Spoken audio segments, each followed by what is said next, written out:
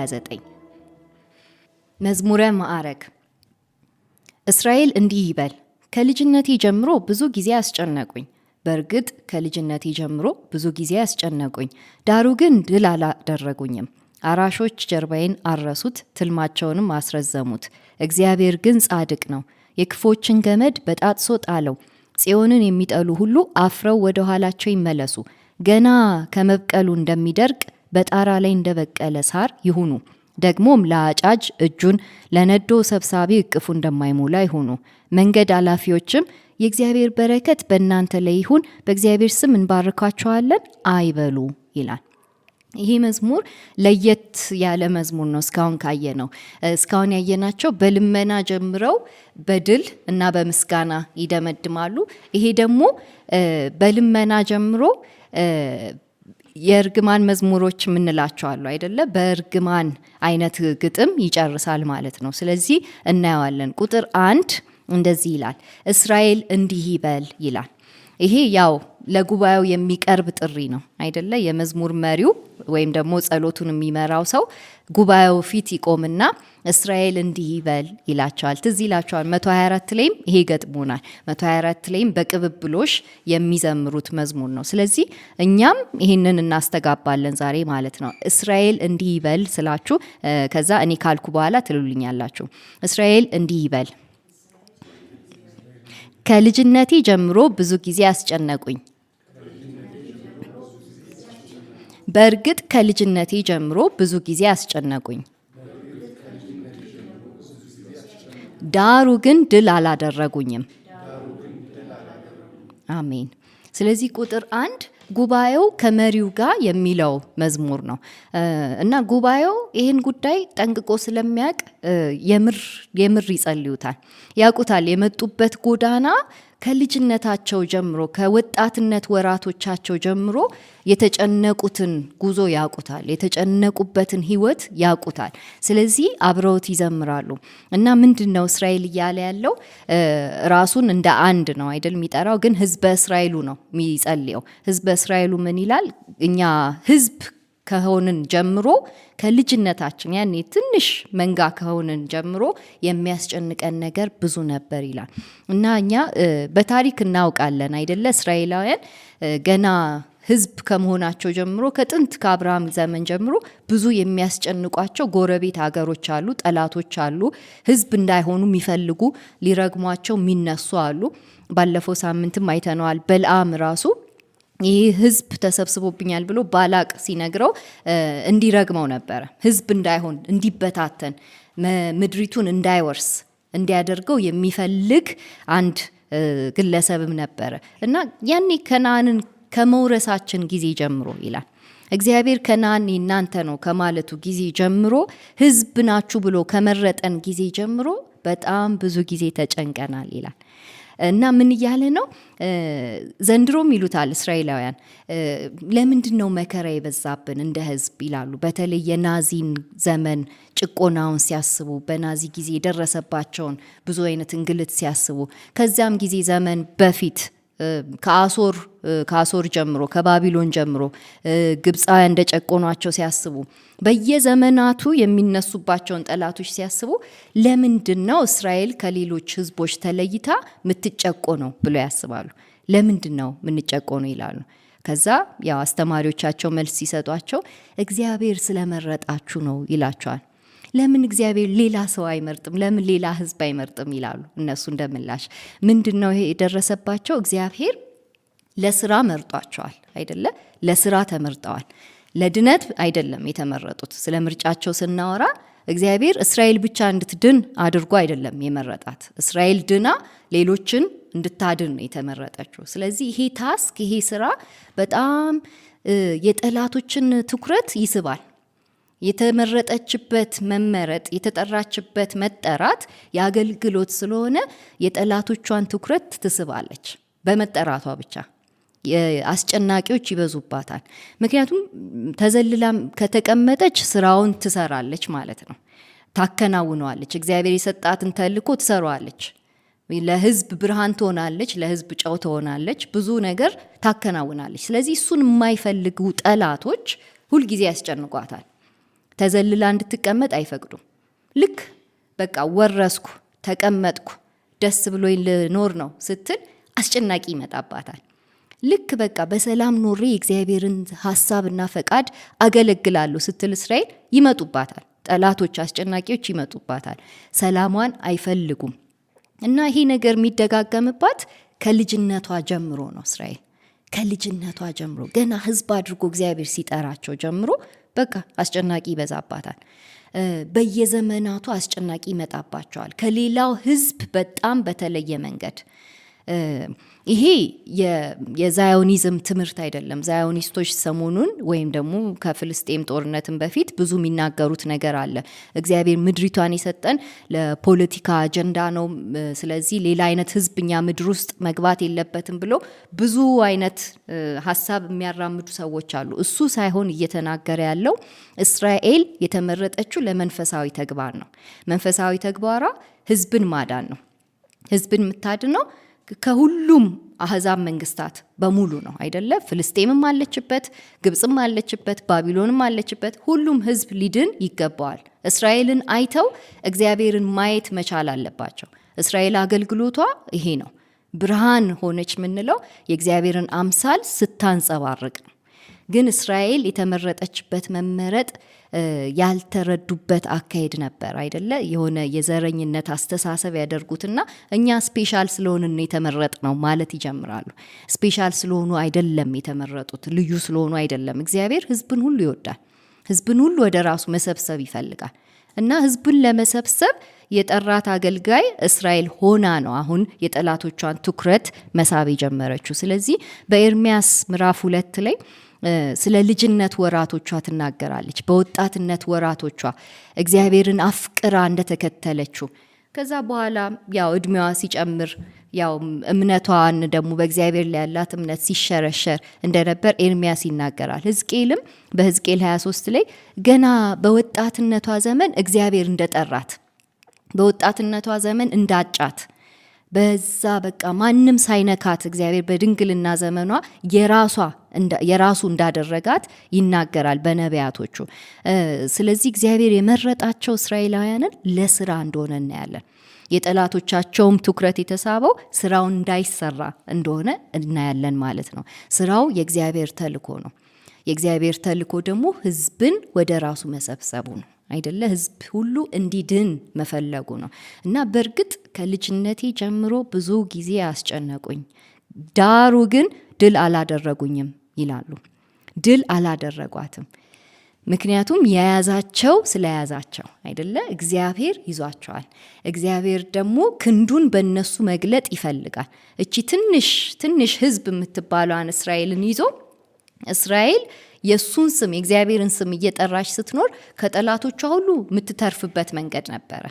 በመሳሪያ አይደለም፣ በፈረስ ጉልበት አይደለም፣ በሰራዊት ብዛት አይደለም፣ ወይ በቴክኖሎጂ በጣም ተራቃ አይደለም። የእግዚአብሔር ስም ስለተጠራባት ብቻ እስራኤል ሀሎቷ ተጠብቆ ኖራለች ማለት ነው፣ ህልውናዋ ተጠብቆ። ስለዚህ እስራኤል በእውነትም ይህን መናገር ትችላለች። ድል አላደረጉኝም፣ እግዚአብሔርን ይዤ ቢያስጨንቁኝም ድል አላደረጉኝም ትላለች። ተጨንቅ ያለው አዎ፣ ብዙ አስጨናቂዎች በስተውብኛል አዎ። እና ማይካድ ነው። የሚከቡኝ ጠላቶች አሉ፣ አልክደውም። ግን እግዚአብሔር ስለያዘኝ ደግሞ እነሱ አላሸነፉኝም ይላሉ። ይሄ ደግሞ እምነት ይሆንላቸዋል። አሁን ወደ ኢየሩሳሌም ሲገቡ መልሶ ለመቋቋም ሲዘጋጁ በውስጥም በውጪም ጠላቶች ይበዙባቸዋል። አሁን ተልኮ ያው ነው። ተመልሰው የእግዚአብሔርን ስራ መስራት አለባቸው። ስለዚህ ያን ደግሞ የማይፈልጉ ጠላቶች አሏቸው፣ አስጨናቂዎች አሏቸው። በእዝራም በነህሚያ ውስጥም እንደምናየው አይደለም። እነ ጦቢያ እነ ሰንበላጥ የሚባሉ አሉ፣ የራሳቸው ዘመዶች የሚባሉ አሉ። ዘመዶቻቸው ራሱ ስራውን እንዳይሰሩ ይቋቋሟቸው ነበረ ሲመለሱ ከባቢሎን። እና የእግዚአብሔር ስራ ግን በእግዚአብሔር ኃይል ነው የሚሰራው እያለ እግዚአብሔር ደግሞ ነቢያቶቹን ይልክላቸዋል። እንደነ ዘካርያስ እንደነ ሀጌ ያሉትን። ዘካርያስ ይመጣና አይዟችሁ በኃይል በብርታት በአቅም በቴክኖሎጂ አይደለም፣ በእግዚአብሔር መንፈስ ነው የሚሰራው ይላቸዋል።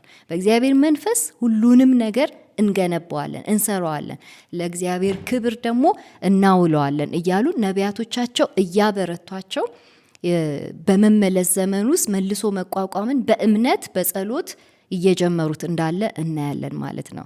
ቁጥር 3 አራሾች ጀርባዬን አረሱት ትልማቸውንም አስረዘሙት ይላል።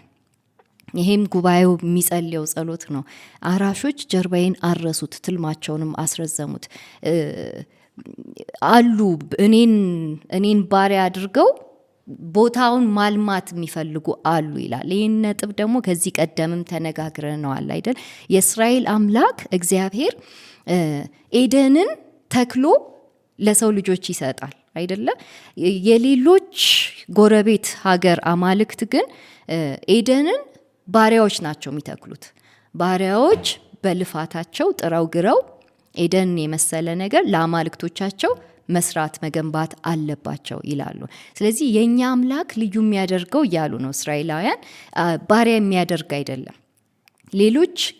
ሌሎች አሕዛብ መንግስታት አንዱ ባሪያ የሚፈልጉት ለአማልክቶቻቸው ለመገንባት ነው፣ ከተማን ለመገንባት። ለምሳሌ ፈርዖንን አይተናል።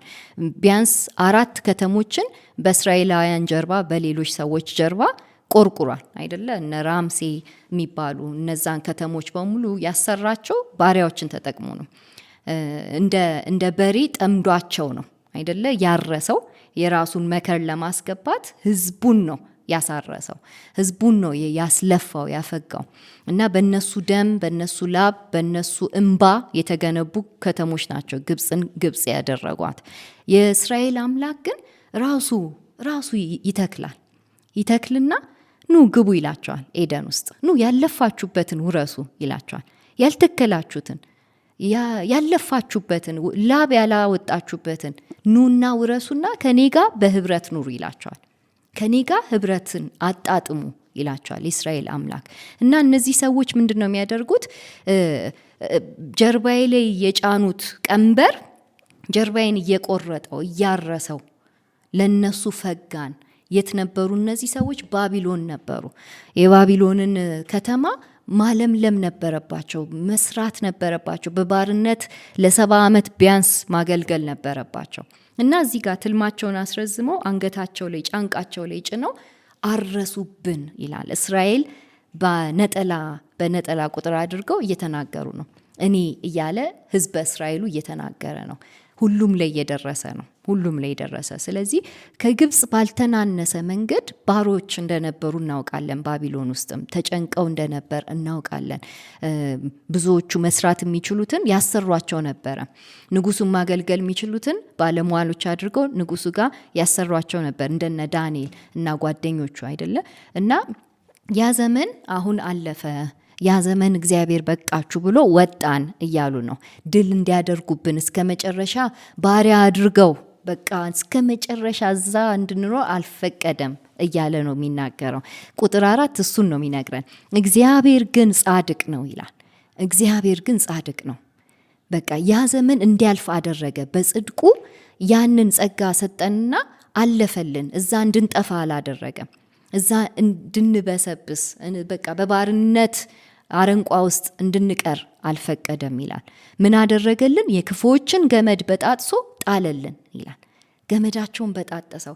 አስረውን እኛ በስራታቸው ውስጥ እንድንቀጥል ነው የሚፈልጉት።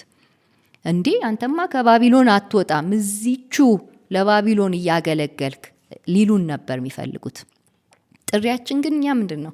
አገልግሎት ነው። ጽዮን ውስጥ አይደለ? ለአገልግሎት የተጠራን። ያ ግን አለ በባቢሎን ጀርባ የሚሰራው ያ ኃይል እዛ አስቀምጦ እዛው እያስፈጋ እዛው እንድንጠፋ የሚፈልግ ኃይል ነው። እግዚአብሔር ግን ጻድቅ ነው ይላል።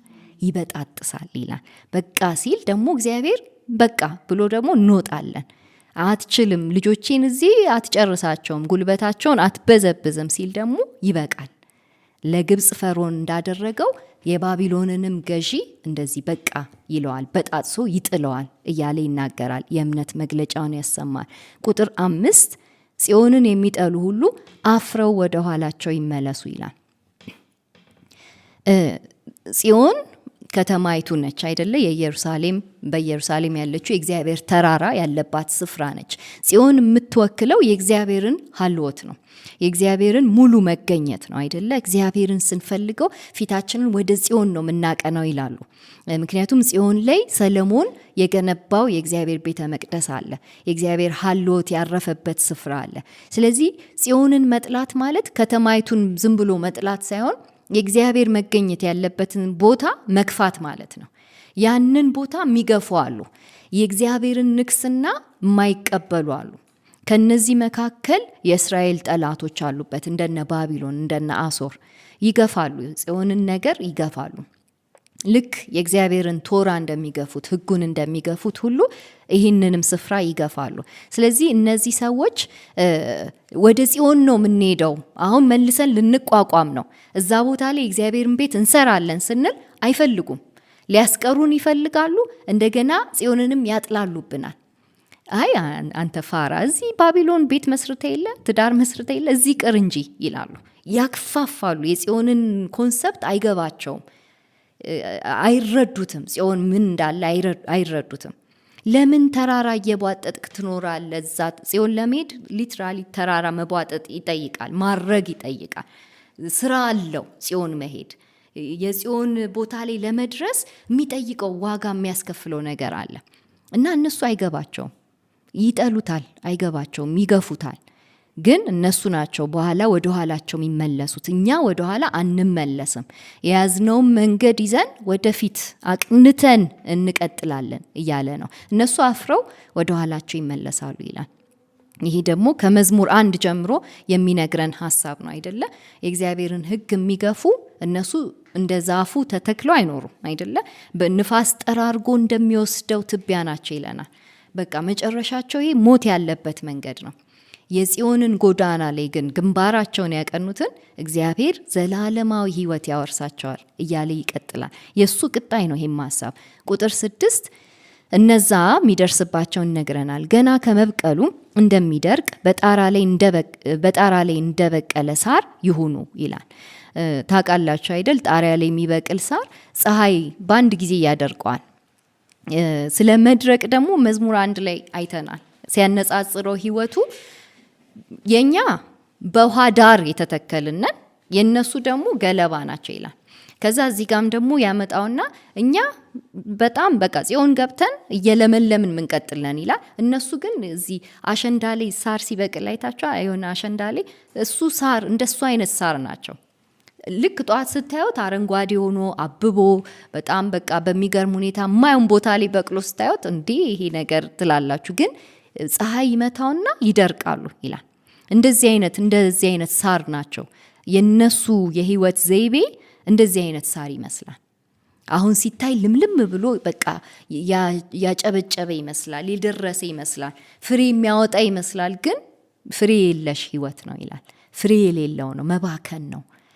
ባቢሎን መቅረት መባከን ነው። በባቢሎን የህይወት ዘይቤ መያዝ መባከን ነው ይላል። እና ጊዜውን እየነገራቸው ነው። ደግሞም ለአጫጅ እጁን ለነዶ ሰብሳቢ እቅፉ እንደማይሞላ ይሁኑ። ይሄ ስለ መከሩ ጊዜ ነው የሚነግረን አይደለ? ነዶ የሚሰበሰበው አጫጅ ደግሞ እጁን ዘርግቶ የሚያጭደው በመከር ጊዜ ነው። ይሄ 2 ትርጉሞች አሉት። መጀመሪያ ላይ በመከር ጊዜ አሁን እነዚህ ሰዎች ተጠራርገው እንደ ገለባ ናቸው አይደለ? እንደሚጠራረጉ በነፋስ እንደሚወሰዱ እየነገረን ነው። ሌላው ደግሞ በመከር ጊዜ ስለሚሆነው ነገር እየነገረን ነው። በመከር ወቅት እነዚህ ሰዎች ተሰብስበው አይሞላም። ሰብሳቢው ሲመጣ እጁ ላይ የሞላ ህይወት አያገኝም። የባከነ ነገር ነው የሚያገኘው። በመከር ጊዜ ሰብስቦ ወደ ጎተራው ሊያስገባቸው ሲል አይሆኑም። እነዚህ ሰዎች ለጎተራ አይበቁም፣ ለፍሬያማ ነገር አይበቁም። እና በጣም ከባድ ማስጠንቀቂያ ነው አይደለ?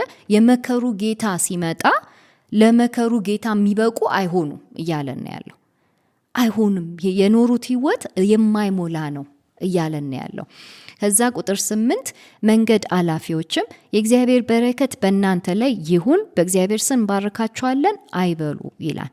ይህም በመከር ወቅት የሚባል ሰላምታ ነው። በመከር ወቅት መንገድ ኃላፊዎች አጫጆችን ሲመለከቱ የእግዚአብሔር ሰላም በእናንተ ላይ ይሁን፣ በእግዚአብሔር ስም እንባርካቸዋለን ይሏቸዋል። የካህናቱን ቡራኬ ዘሁልቁ 6 ላይ ያለውን 6:22 ላይ ያለውን። ስለዚህ የካህናቱን ቡራኬ ለአጫጆች ነው የሚባለው። ይሄ አንዱ ማሳያ ሩት ምዕራፍ 2 ላይ ነው። ሩት ምዕራፍ 2 ትዝ ይላችኋል። ሩት ስትደርስ አጫጆች እያጨዱ ነበር፣ የመከር ወራት ነበረ እና ቦዔዝ የመከሩ ጌታ ነው። ቦዔዝ የመከሩ ጌታ ነው። ልክ መከር ሲደርስ ነው ቦዔዝ የሚመጣው አይደለ? ባለቤት ነው፣ የመከሩ ጌታ ነው። ልክ መከር ሲሰበሰብ ከሰብሳቢዎቹ ጋር አብሮ ይሆናል። አጫጆቹን እያበረታታ ሰላምታ እየሰጠ እናየዋለን። ከዛ ይህን ሰላምታ እዛው ሩት ምዕራፍ 2 ቁጥር 4 ላይ እናገኘዋለን። በዚሁ ጊዜ ቦዔዝ ከቤት ላይ መጣ፣ አጫጆቹንም እግዚአብሔር ከእናንተ ጋር ይሁን ብሎ ሰላምታ ሰጣቸው። እነርሱም እግዚአብሔር ይባርክ ብለው መለሱለት ይላል።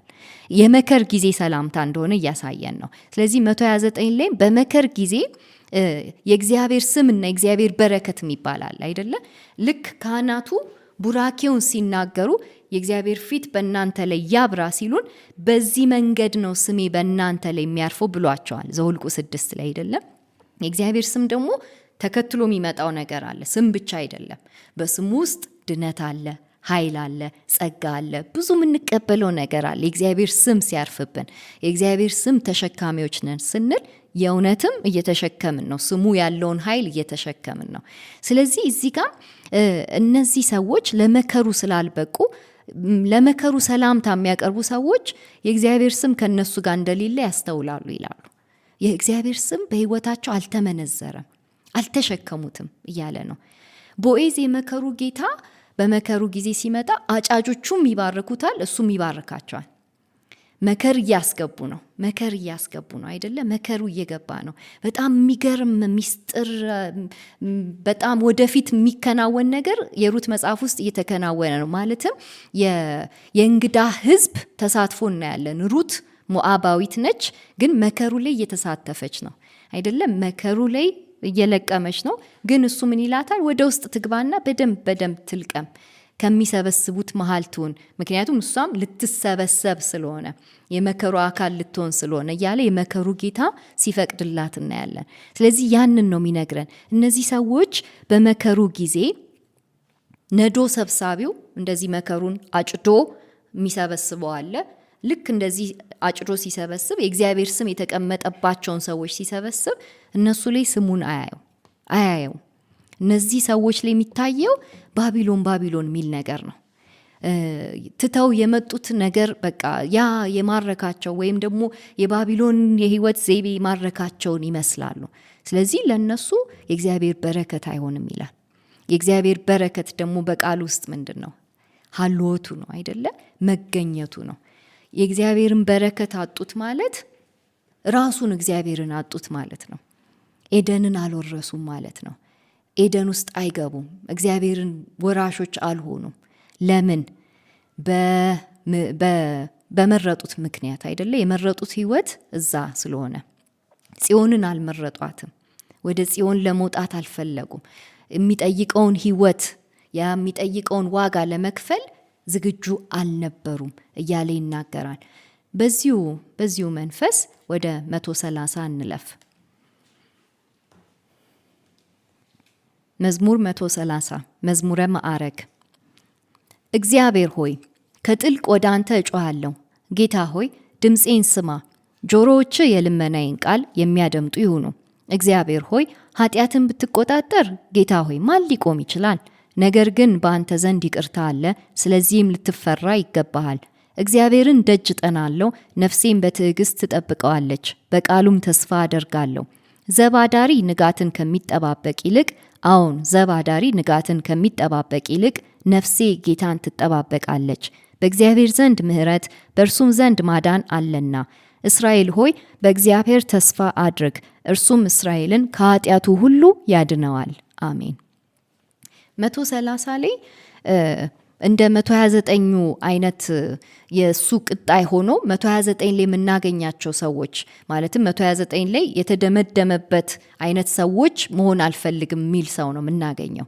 እኔ እያረኩ የእግዚአብሔርን ምሕረት እየለመንኩ ርኅራኄውን እየለመንኩ የሚሄድ ሰው ነኝ ይላል። ባቢሎን ከሚቀሩት መካከል መሆን አልፈልግም የሚል ሰው ነው። እና ቁጥር 1 ላይ እግዚአብሔር ሆይ ከጥልቅ ወደ አንተ ጮሃለሁ ይላል። ከዚህ ቀደም መዝሙረኛው ጥልቅ ውስጥ ሆኖ ጸሎት ብዙ ጊዜ አሰምቷል፣ ጩኸት ብዙ ጊዜ አሰምቷል።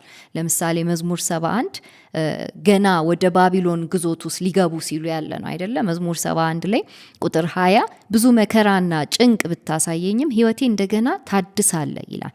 ከምድር ጥልቅም እንደገና ታወጣኛለ፣ ክብሬን ትጨምራለ፣ ተመልሰም ታጽናናኛለ ይላል። ብዙ መከራና ጭንቅ አይተዋል። የት ድረስ የሚደርስ ነው? ወደ ምድር ጥልቅ የሚደርስ ሲኦል እንደ መግባት ሞትን እንደ መቅመስ ያለ መከራ ደርሶባቸዋል። እነዚህ ሰዎች የእግዚአብሔር አገልጋይ ሆና እስራኤል ስትመረጥ የእግዚአብሔርን ቅጣት ቀምሳለች። እግዚአብሔርን ባላገለገለችበት መጠን፣ በእግዚአብሔር ባልታመነችበት መጠን እግዚአብሔር ቀጥቷት ያውቃል አይደለ? እነዚህን አሕዛብ መንግስታት የሚጠቀመው እነሱን ቀጥቶ ለመመለስ ነው። በኋላ ላይ እግዚአብሔር ይምራታል እንጂ። ስለዚህ ይሄም ሰው አሁን እስራኤልን ወክሎ ነው የሚጸልየው። እግዚአብሔር ሆይ ወደ ጥልቅ አስገብተኛል ለቅጣት እኔን ለመመለስ ብዙ አይነት መከራ ውስጥ አልፌያለሁ፣ ግን ከጥልቅ ሆኜ ወደ አንተ ጮሃለሁ ይላል። ሌላም ስፍራ ይህንኑ ይናገራል። መዝሙር 86 ላይ ነፍሴን ከሲኦል ጥልቀት አውጥታታል ይላል። ቁጥር 13 86 13 ከጥልቅ ከሲኦል ሞትን አይቼ ተነስቻለሁ። ሞትን ቀምሼ አውቃለሁ። ሞት ምን እንደሚመስል አውቃለሁ። እስራኤላውያን ከሞት ባለፈ እንደ አጥንት እንደ ደረቀ አጥንት ብትንትናቸው ወጥቷል በግዞቱ ዘመን። ግማሹ አሶር፣ ግማሹ አፍሪካ፣ ግማሹ ህንድ፣ ግማሹ ባቢሎን ብትንትናቸው። እስራኤል እንደ ህዝብ ተሰብስባ መቆሟ ራሱ እንደ ትንሣኤ ነው የሚቆጠረው አይደለ? ትንሣኤ ከሞት መነሳት ያህል በ1948 ድጋሚ ስቴት ስትሆን ሀገር ስትሆን ራሱ በቃ ተአምራዊ ትንሣኤ ነው የተባለው አይደለ? ምክንያቱም እንደ ደረቀ አጥንት በየስፍራው ተበታትነው ነበረ ለሕዝቅኤል እንዳሳየው ሕዝቅኤል 37 ላይ። ግን እግዚአብሔር በመንፈሱ ትንሣኤ እንደሚሆንላቸው ነግሯቸዋል። ከተበታተኑበት ከደረቁበት ሰብስቦ እንደ ታላቅ ሰራዊት አድርጎ እንደሚያቆማቸው ነግሯቸዋል። ለዛ ነው ይሄም ዘማሪ ይሄ የትንሣኤ አምላክ የሚባል እንዳለ ያውቃል። ብሞትም ሲኦል ብሆንም ከሲኦል ሆኜ መጮ እችላለሁ ይላል። ከሲኦል ሆኜ ስጮ የሚሰማ አምላክ አለ፣ የሚመልስ አምላክ አለ፣ ትንሣኤን የሚሰጥ አምላክ አለ እያለ ይናገራል። ቁጥር 2 ጌታ ሆይ ድምፄን ስማ፣ ጆሮዎች የልመናዬን ቃል የሚያደምጡ ይሁኑ ይላል። ስጮ ባዶ ቦታ ላይ አይደለም ቃላቶች የሚወድቁት አይደለ? ባዶ ቦታ ሄደው ነጥረው አይመለሱም። ድምፄን የሚሰማ አለ፣ ጆሮዎች ያሉት ቃሌን የሚሰማ አለ፣ የሚያደምጥ አለ ይለናል። በሶስትዮሽ ነው የሚገልጽልን። ድምፅ ይሰማል፣ ጆሮዎቹ የልመናውን ቃል ያደምጣል አይደለ? ዘንበልም ይላል። ከዛ በኋላ የልመናውን ቃል ሰምቶ ደግሞ ይመልሳል። ይህ አምላክ የሚመልስ ነው። ሰምቶ የልጆቹን ስቃይ ዝም ብሎ የሚያልፍ አይደለም አይደለ? ልክ በዘጸአቱ ላይም እንዳየነው የልጆቼን ጩኸት ሰምቻለሁ ይለዋል ለሙሴ። የልጆቼን ጩኸት ሰምቻለሁ፣ ከዛ ከሲኦል ከግብፅ ሲኦል ውስጥ ሰምቻለሁ እና ከሲኦል አወጣቸዋለሁ ይለዋል ለሙሴ። እና ጊዜ አለው እግዚአብሔር ሰምቶ የሚመልስበት ከሲኦል የሚያወጣበት ጊዜ እንዳለው ይናገራል። እና ግን ከኔ የሚጠበቀው ምንድን ነው የሚለው ዘማሪው መጮህ ነው ይላል። መጮህ እና ምን ብዬ ነው የምጮኸው ይላል። መጀመሪያ ይቅርታን መጠየቅ። እሱን የሚነግረን ቁጥር 3 እና ቁጥር 4 ላይ ነው። እግዚአብሔር ሆይ ኃጢአትን ብትቆጣጠር ጌታ ሆይ ማን ሊቆም ይችላል? ነገር ግን በአንተ ዘንድ ይቅርታ አለ፣ ስለዚህም ልትፈራ ይገባሃል ይለዋል። የመጀመሪያው ጩኸቱ ይቅርታን መለመን ነው። ምክንያቱም ራሱን ሲያየው ቅጣት ይገባዋል፣ ሞት ይገባዋል፣ ሲኦል ይገባዋል። በቃ ብዙ ያጠፋቸው ኃጢአቶች የሰራቸው በደሎች እንዳሉ ሲያስተውል በእውነትም እኔ እኮ ይገባኛል፣ ግን ዛሬ ምለምነው ይቅርታን ነው ይላል። ንስሐ ነው ምገባው በእግዚአብሔር ፊት ይላል። ስለዚህ መጀመሪያ ጩኸቴን ስጀምር በንስሐ ጀምራለሁ እያለ ይናገራል። ንስሐ ምክንያቱም ኃጢአቴን ቢቆጣጠር ኖሮ ዋው በቃ ሲኦል ይገባኛል። ማንም አይተርፍም በእግዚአብሔር ፊት። ሁሉ ሰው ኃጢአትን ሰርቷል፣ የእግዚአብሔር ክብር ጎሎታል፣ ሲኦል ይገባዋል። ግን እግዚአብሔር ደግነቱ ኃጢአትን አይቆጣጠርም። ቆጥሮ እንደዚህ በተገባን መጠር የሚከፍል አይደለ ኃጢአታችንን ብዛቱን በቃ ለክቶ መጠኑን ከዛ ቅጣቱን ሚዛን ያህል መጥኖ የሚሰጥ አይደለም ይላል። እግዚአብሔር መሐሪ ነው ይላል። ከሱ ዘንድ ይቅርታ አለ፣ ለዛ ነው ልንፈራው የሚገባው ይላል። የይቅርታው ብዛት ያስፈራል ይላል። የይቅርታው ብዛት፣ የጸጋው ብዛት ማስፈራት ሊከበር ይገባዋል እያለ ነው አይደለ? ልክ ይቅርታውን ስናሰላስል፣ ምህረቱን ስናሰላስል የእግዚአብሔር ምህረት እንዴት ብዙ እንደሆነ ሲገባን የሚፈራ አምላክ መሆኑም ደግሞ በዛው መጠን ይገባናል ይላል። የእግዚአብሔር ፍቅር የኃጢአታችንን ብዛት ሸፍኖልናል። የኃጢአታችንን የበደላችንን ብዛት ሸፍኖልናል። እኛ ባቢሎን ቀርተን በስብሰን መቆየት የሚገባን ሰዎች ነን። ግን እግዚአብሔር ከምሕረቱ የተነሳ በቃ 70 ዓመት ይበቃል ብሎ ቀጥቶ መለሰን፣ ማረን፣ ይቅራለን። እንደ ኃጢአታችን ብዛት እግዚአብሔር ፊቱን ወደኛ መመለስ አልነበረበትም። መልሶ ማቋቋም አልነበረበትም። ትንሣኤ መስጠት አልነበረበትም። ለሞተው ማንነታችን ዳግም ሕያው ማድረጉ በጣም በቃ ጸጋው ምሕረቱ ነው እያለ ነው ያለው። አይገባንም ነበር እያለ ነው። ቁጥር 5 እግዚአብሔርን ደጅ ጠናለው፣ ነፍሴን በትዕግስት ትጠብቀዋለች፣ በቃሉም ተስፋ አደርጋለሁ ይላል። እግዚአብሔርን በትዕግስት ስለመጠበቅ ነፍሱ በትዕግስት እንደምትጠብቀው በቃሉም ደግሞ ተስፋ እንደሚያደርግ የተሰጣቸው ቃል አለ አይደለ?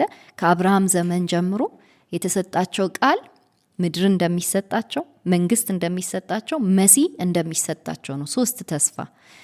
ስለዚህ ይህንን በቃሉ በእግዚአብሔር ቃል መሰረት ተስፋ እያደረገ እግዚአብሔር ምድር ይሰጠኛል፣ ሞርሰው ምድር አለ፣ መሲህ ይሰጠኛል፣ አዳኝ ይሰጠኛል የሚያወጣ፣ እንደገና ደግሞ መንግስትን ያወርሰኛል እያሉ በዚህ ተስፋ ባቢሎን እየኖሩ አሉ፣ ከባቢሎንም እየወጡ አሉ።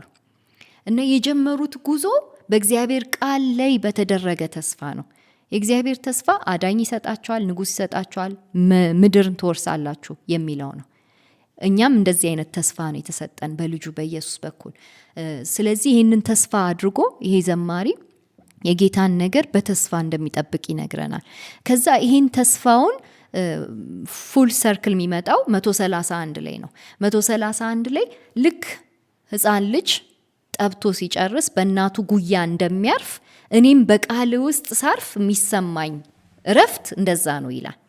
ልክ ቃልን ደጋግሜ ሳነበው ለአባቶቼ ያደረግከውን ነገር ደግሜ ዛሬ ላይ ሳነበው በቃ በእናቴ ጉያ ላይ እንዳረፍኩ ነው የሚሰማኝ ይላል። በቃሉ ውስጥ ያለ ነገር፣ በቃሉ ውስጥ ያለው ተስፋ ይሄ በጨለማ ዝም ብሎ በመዳበስ ያለ ተስፋ አይደለም፣ የእውነት ነው እያለ ነው። ተጨባጭ የሆነ ተስፋ አለን። እግዚአብሔር ለአብርሃም ካደረገ፣ እግዚአብሔር ለይስሐቅ ካደረገ፣ ለያዕቆብ ካደረገ፣ ለያዕቆብ በጣም በቃ በማጭበርበር ህይወቱን ለጨረሰው ግን እግዚአብሔር በምሕረቱ ስሙን ቀይሮ ማንነቱን ቀይሮ ህዝብ ካደረገው ያዕቆብን ለኔም ተስፋ አለ። በቃል ውስጥ ይህን ተስፋ ነው ማገኘው ይላል። ያ ልበደንዳና ለሆነው ለእስራኤል በቃ መና እየመገባቸው በተአምር ቀይ ባህርን እያሻገራቸው ከፍሎ እያሻገረ ብዙ ተአምራት በዓይናቸው እያዩ ከዛ ተመልሰው ወደ ኋላ እየተመለሱ እያጉረመረሙ ኃጢአት እየሰሩ እምቢ እያሉት ጌታ እንደዛ ተሸክሞ ይቅር እያለ ከነዓንን ካወረሰ ተስፋ አለኝ ይላል። በቃሉ ውስጥ ተስፋ አለኝ። በቃሉ መሰረት እኔም ጽዮንን እወርሳለሁ። የጀመርኩት መንገድ እግዚአብሔር ያስጨርሰኛል፣ እዛ ተራራማ ደርሳለሁ እያለ ነው ይሄ ዘማሪ ያለው። ስለዚህ ነፍሴ ጌታን ትጠባበቃለች። ጌታ ማለት ያ የቃል ኪዳን ስም የተሰጠበት ስም ነው አይደለ? ጌታ ያ ስም አለ የተሰጣቸው።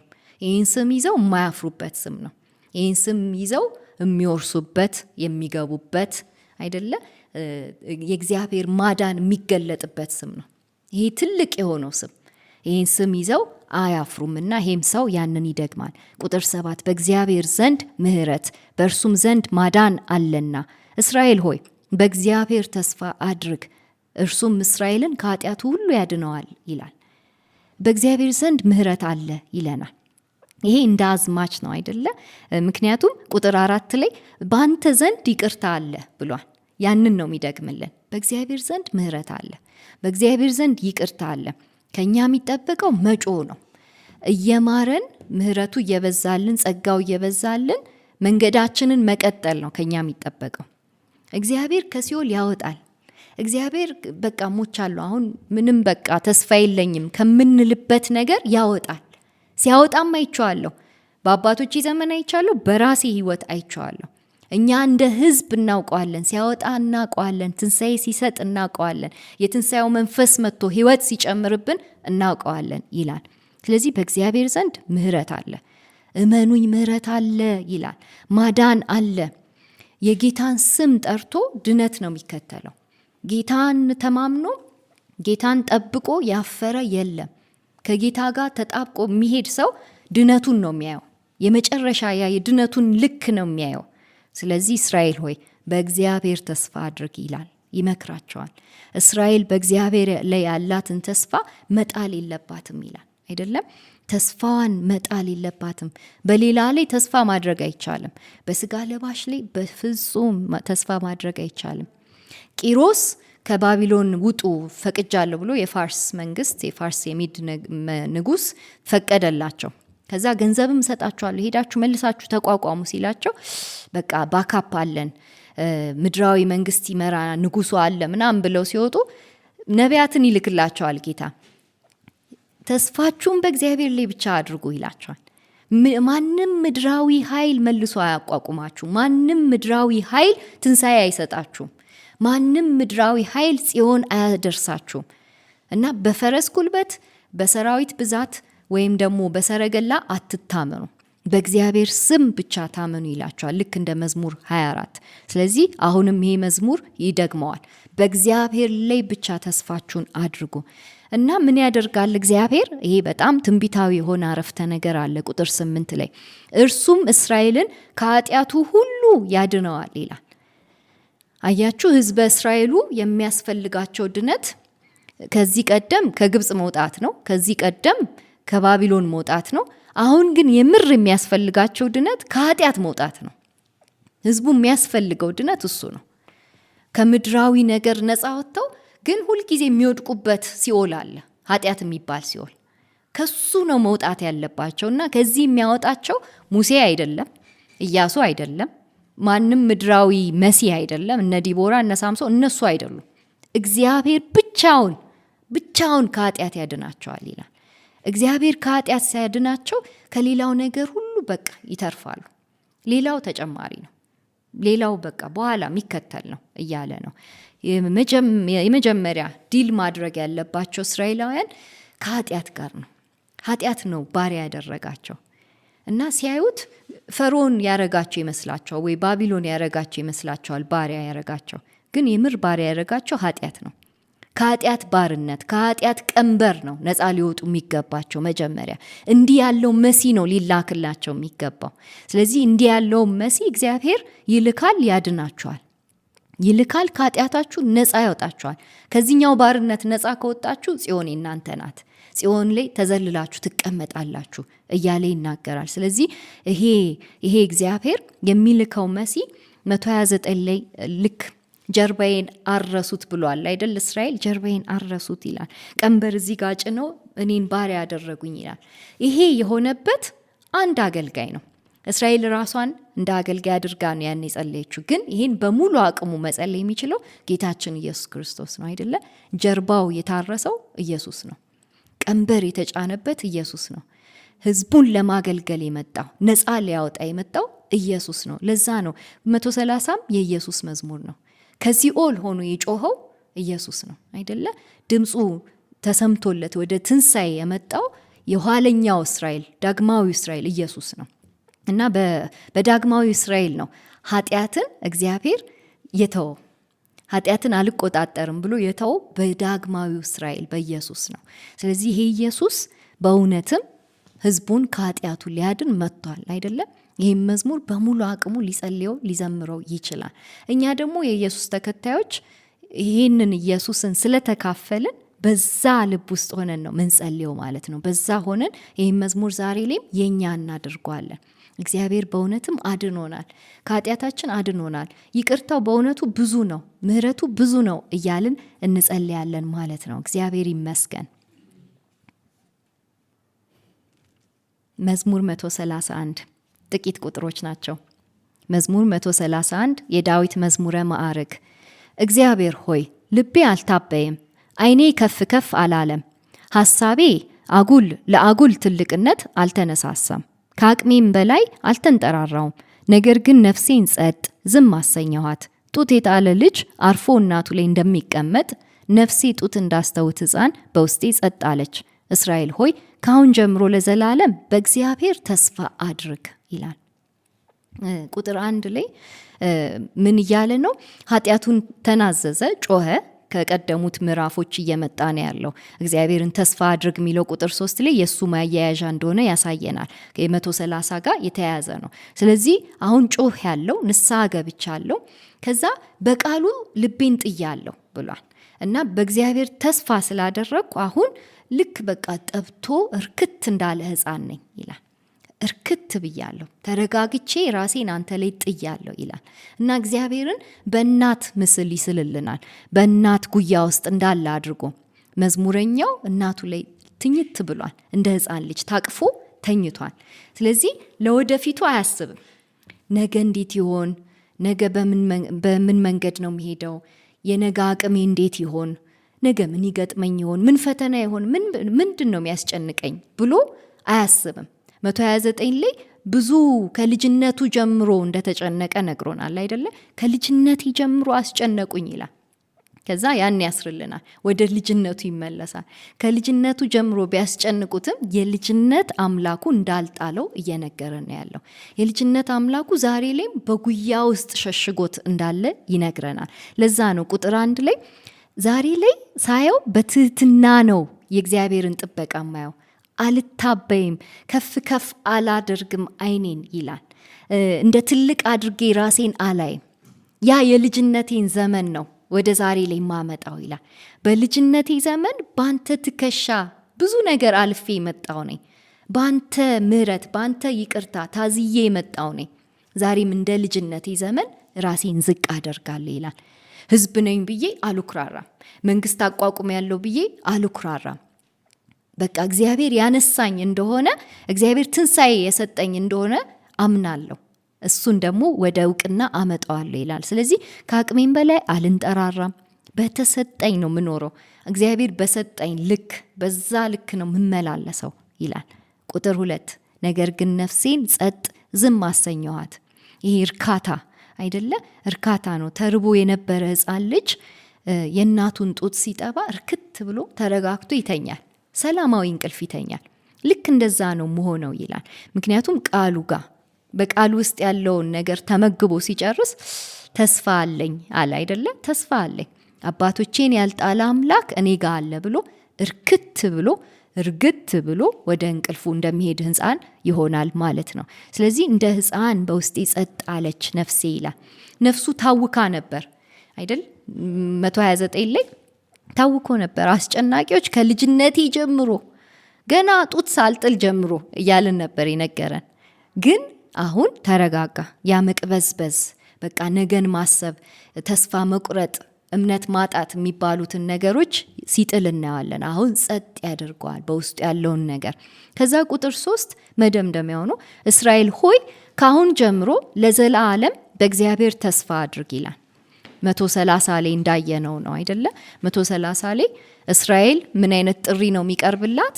ሁልጊዜ በእግዚአብሔር ተስፋ እንድታደርግ። አባቶቿን ያዳነ አምላክ፣ የቀደመው ጊዜ ላይ የሰራ አምላክ፣ በቀደመው ዘመን ዘጸአቱን ያሳየ አምላክ፣ ቀይ ባህርን ያሻገረ አምላክ፣ ከነዓንን ያወረሰ አምላክ ዛሬ ላይም የእናንተ ተስፋ ነው ይላቸዋል። ዛሬ ላይም የእናንተ መጠጊያ ነው። ስለዚህ እግዚአብሔርን ስታስቡ ያቺን እናት አስቡ። ልጇን የምታጠበዋን እናት አስቡ። ልክ እንደዛ የእናታችሁ ጉያ ውስጥ ሄዳችሁ ሽሽግ በሉ ብሎ ይደመድምልናል። እግዚአብሔር ይመስገን። እግዚአብሔር ተስፋችን ነው። አሜን። በእግዚአብሔር ተስፋ እናድርግ።